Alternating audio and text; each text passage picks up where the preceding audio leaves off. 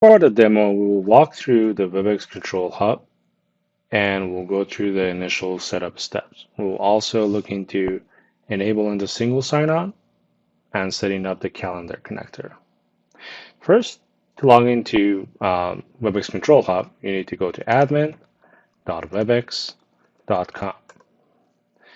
Once prompted with credentials, you'll log in with your initial admin credentials.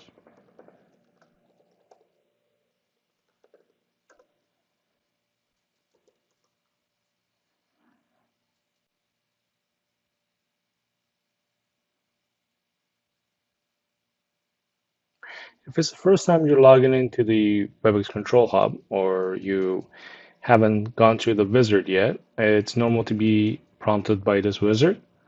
We'll go through this later. For now, we'll just save for later. To look at the Control Hub, this is the overview page. It basically shows all the Webex services and their health status. Also shows what services, hybrid services like the calendar services are turned on. It shows a number of the users and how many users are currently active or verified. It gives an overall view of the Webex environment. You also have this tab here for workspaces. It's basically where you set up the public space or conference room devices. You have devices for the phones. There are tabs here for settings. We'll go through some of these settings right now. Here, one of the very first settings that you're going to look into is to add a domain. To add a domain, just click Add Domain. You enter the domain name.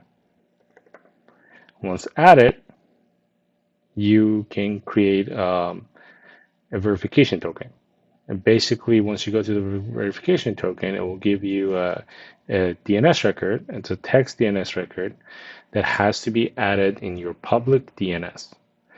So if you have a public DNS administrator or you have an account, let's say with a public DNS provider, you need to go create a text record and paste this text right here inside the text record.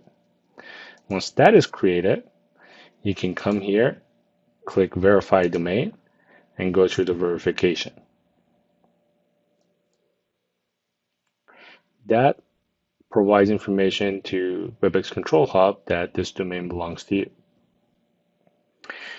Another important setting here is facial recognition.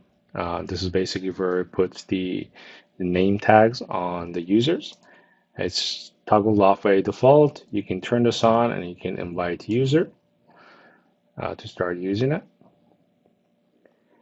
Another important setting here is the calling behavior. We'll go through some of the calling options.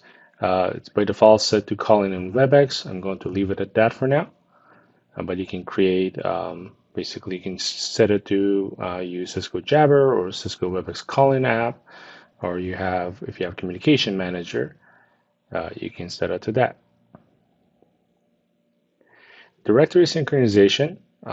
This is for automatically provisioning users.